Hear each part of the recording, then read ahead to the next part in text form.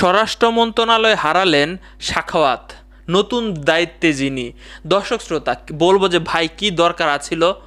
একটা বড় পাওয়ার পাইছিলেন আপনি, স্বরাষ্ট্র মন্ত্রণালয়টা পাইছিলেন আপনি, বুঝেন স্বরাষ্ট্র মন্ত্রণালয়ের কাজ অনেক কাজ। তো আপনি কেন এই যে আওয়ামী লীগের কথা বললেন এই কয়েকদিন দায়িত্ব নিয়ে? আপনার এখন তো ভাই এই পদ থেকে চলে যাওয়া লাগলো। দর্শক শ্রোতা, তিনি যে সরকারের অন্তর্বর্তীকালীন সরকারে নাই এমনটা না, কিন্তু স্বরাষ্ট্র মন্ত্রণালয়ের দায়িত্বে তিনি আর নাই, স্বরাষ্ট্র উপদেষ্টা তিনি আর থাকছেন না। তো এখানে নতুন একজনকে যুক্ত করা হয়েছে।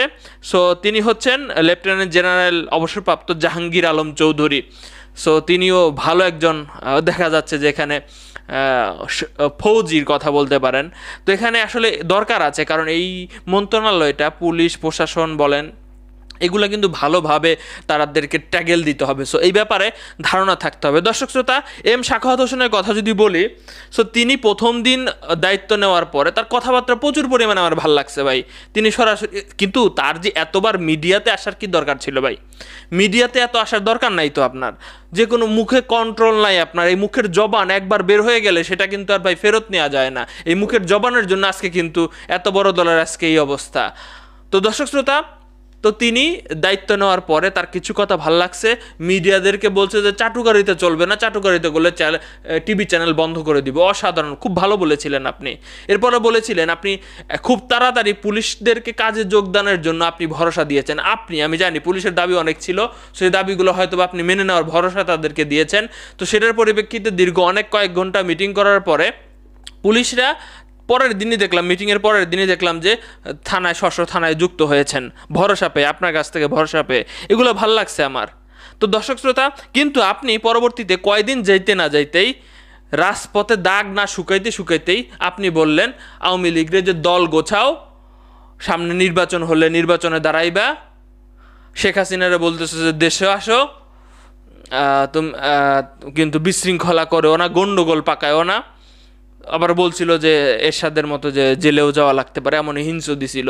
তো আওয়ামী লীগকেই যে দল গোছানোর কথা বলে তিনি আসলে অনেক ছাত্রদের মনে, এই বাংলাদেশের মানুষের মনে আসলে এক ধরনের ঘৃণার জন্ম দিয়েছে তার প্রতি। তো সেটার একটা প্রতিফলন আমরা দেখতে পাইলাম।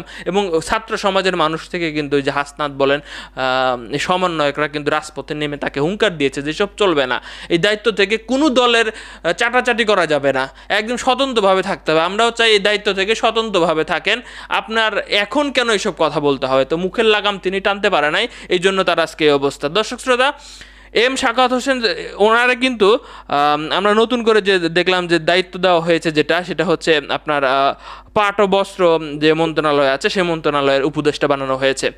সো তিনি আছেন, কিন্তু এখন পাট এবং বস্ত্র মন্ত্রণালয়ের উপদেষ্টা হিসেবে আছেন, তিনি সেখানে থাকবেন। দেখেন আজকে নতুন 4 জন উপদেষ্টা যুক্ত হয়েছে। সো আমরা দেখেছিলাম প্রথমে ডক্টর ইউনূসের প্রায় 27টা মন্ত্রণালয় দেওয়া হয়েছে। তো একটা মানুষ 27টা মন্ত্রণালয় কিন্তু এটা দেখভাল করতে পারবে না, এখানে লোক বাড়াইতে হবে, এটা কিন্তু আমরা বুঝতেছিলাম। তো আজকে অনেকটা পূর্ণ বন্টন করা হয়েছে, অনেক দায়িত্ব এই নতুন উপদেষ্টাদের ঘাড়ে দেওয়া হয়েছে, এবং আগে যারা যেসব দায়িত্বে ছিল তাদেরকেও ডাবল দায়িত্ব দেওয়া হয়েছে।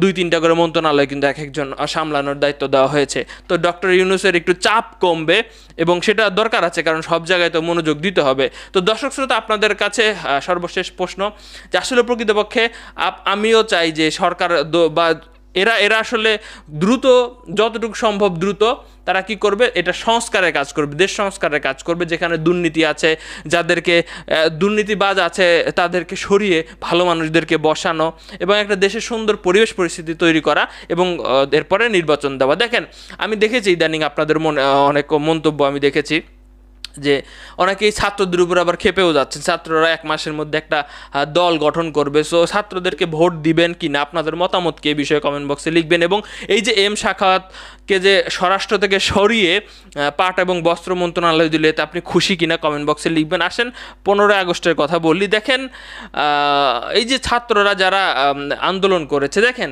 এই যে হঠাৎ করে একটা বড় একটা দল, যেটা হাসনাতও বলতেছিল যে এখানে ছাত্রলীগ ছিল বা বিভিন্ন মানুষ ছিল, এক সময় তারা কিন্তু হঠাৎ করে হারিয়ে গেছে, মানে যে একবারে হারিয়ে গেছে ব্যাপারটা এমন না।